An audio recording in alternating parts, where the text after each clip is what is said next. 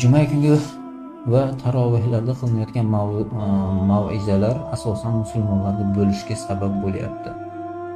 Tinmasdan bot-bot juz'iy masalalarda asosan eng katta muammo qilib ko'rsatyapti. Qo'lni bog'lash, oyoqni orasi, bosh kiyimsiz, ominni jahriy aytish kabi. Boshqa katta muammolar turganida bu fitnani nima keragi bor edi?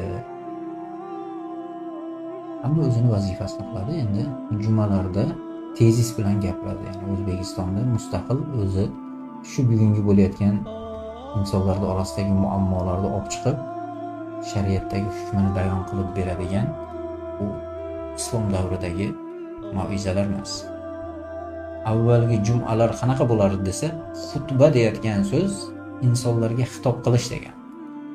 Qaysi sohada desa, ana shu insonlar orasida muhim bo'lgan bugungi dolzarb masalalarning ustida ana shu eshitayotgan qavmga xutba qilinadi. U boshqa bir qavm haqidagi gapni aytib bermaydi. Mana shu odamlarning muammosiga shu odamlarga ro'para bo'layotgan masalalar ustida alohida xutba qilinadi. O'zi bitta masjid xutbasi bilan ikkinchi masjidga bir xil bo'lishligi shart emas. Chunki ikkita qavm ularda hayotdagi muammolari ham bir-biridan farq qiladi. Ana shu eshitib xulosa qiladigan qavmning o'rtasida bo'layotgan ishlarni olib chiqib yoritib berishlikdi va buni shariatdagi hukmlarni bayon qilib odamlarga murojaat qilishlikdi nomini xutba deydi. Bugungi bu xutba qilayotganlarga meni hayron qoladiganim, davlat tepadan yozib beradi. Davlat qanaqa desa, hali davlatning boshliqlari o'zi tan olayotgan, aroq sotib undan nalog oladigan, cho'chqa sotib undan nalog oladigan shunaqa davlat. Shu davlat imomlarga tezis yozib mana shuni o'qib berasan deydi. Shuni olib turib o'qib berayotganda men hayron qolaman. Uni xutba demaylar, tepadan kelgan bir buyruq. Juma kuni sizlarga o'qib beramiz, boshqa ilojimiz ham yo'q desa, menimcha shu to'g'ri bo'ladi. Endi uni xutba deb turib ommaga chiqib, nimasi xutba? Xutbani o'shanaqa qilib xitob qilib beradi. Tarixdagi xutbalar shunaqa bo'lgan. Payg'ambar alayhisolamni, sahobalarni, o'sha davlatni boshlig'i bo'lgan odamlar xutba qilardi. Abu Bakr roziyallohu anhu musulmonlarning boshlig'i edi, xalifasi edi. Xutbani masjidda xalifalar xutba qilardi. Shuning uchun Abu Hanifada yo xalifa o'zi bo'lish kerak, yo xalifa noyib qilib meni nomimdan gapiradi degan odam bo'lish kerak jumada degan. Ular endi Abu Hanifani mazhabidaman deydi, bu narsani esga ham olmaydi. O'zi davlat rahbari kelib xutba qilish kerak juma kuni, qoida bo'yicha. Abu Bakr roziyallohu anhu xalifa edi, xutba qilardi. Umar roziyallohu anhu xalifa edi. Usmon, Ali roziyallohu anhumolar xalifa edi, ummatga xutba qilardi.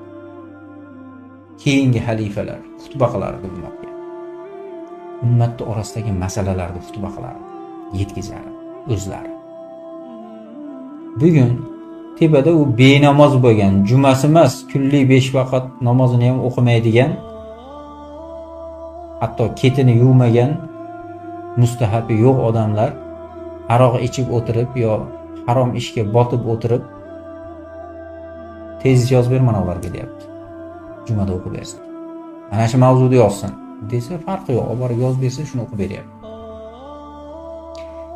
Endi nima qilsin endi?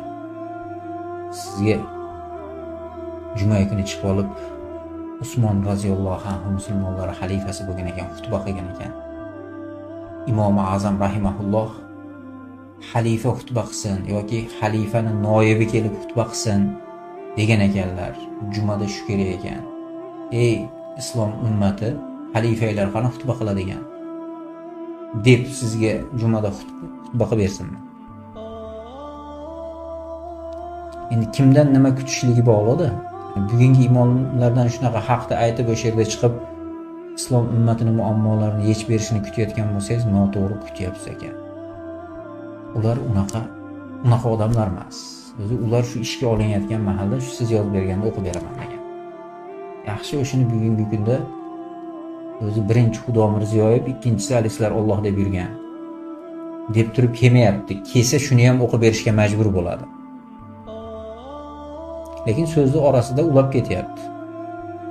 Bir umr islomga kurashgan Karimovni ulug'lab, men hurmat qilar edim, o'lganda ko'zimga yosh kelgan deb maqtanib aytayotganligi bularning kimligini ko'rsatib turadigan narsa. Shuning uchun to'g'ri kuting, ya'ni kufr davlatini qo'lidagi kufr davlat yozib bergan tezisni o'qiydigan odamlardan haqni kutsangiz, noto'g'ri narsani kutayotgan bo'lasiz. Jazolaydigan jallodni qo'liga bolta beradi-da. Bolta bilan kallasini olish uchun turadi. Uni ishi shu. Shu ishga yollangan, shundan tirikchilik qiladi, oylik oladi. Jallod endi yo'q, men kallasini chopmayman, qo'yinglar endi. Yaxshimiz aka deb haligi mahkum bilan keling sizni bir quchoqlab qo'yayin desa aytasizda, bu kim, bu jallodmi bu? Haydab yuboringlar buni, nima qilyapti bu, jinoyatchini jazolash kerak edi deysiz. Har bitta odamning o'zining vazifasi bo'ladi. Bugungi kunda masjidlarda turgan imomlarning vazifasi odamlarga haqni yetkazish emas. Tepadan kelgan tezislarni o'qib berish. Tepadan nima buyruq bo'lsa, ertaga saylov bo'lsa, Mirziyoyevni saylagani masjidlarda ko'rasizlar agitatsiya. O'sha hozirdan boshlab borishdi-yu. Hozir zimdan aytyapti, ertagalar bu narsalarni oshkor aytadi. Ularga qizig'i yo'q. Bu Allohning uyi bu yer desangiz, farqi yo'q. Tepadan nima olib kelsa, Konstitutsiya buyuk qomusimiz degan tezis kelsa, shuni o'qib beradi. Har yili 8-dekabrga yaqin shuni o'qib beradi jumalar. Holbuki o'zi bizning buyuk qomusimiz Qur'on. Hech ikkilanmasdan Qur'onni chekkaga tashlab qo'yib, yaramaydi deb. Buyuk qomusimiz Konstitutsiya 8-dekabrda qabul qilganda aytib beradi ham. Undan avval nima edi musulmonlar? Qomusi yo'qmidi? Undan avvalgi imomlar ham aytib bergan. Lenin ko'rsatgan yo'l eng to'g'ri yo'l deb aytib berishgan. Shuning uchun u masjiddagi unaqangi xizmatchilar, ya'ni o'zlari aytayapti-ku, forma kiyish orzuyim deb. Forma kiyishi orzu bo'lgan davlat xizmatchilaridan haqda aytishini kutsangiz, to'g'ri ish qilgan bo'lmaysiz. Demasliga haligi yondoshayotganda to'g'ri yondashaylik. Hojatxonaga kirib olib, u yerdan ushbu hid idlagan odamga o'xshaydi-da, misol. Assalomu alaykum hurmatli tomoshabin. Videolarimiz tez-tez chiqib turishini istasangiz videoga like bosing. Albatta kanalimizga obuna bo'lishni ham unutmang. Videolarimizni boshqalarga ulashing. Albatta ulash uchun ham amal qilganlik savobini oladi inshaalloh.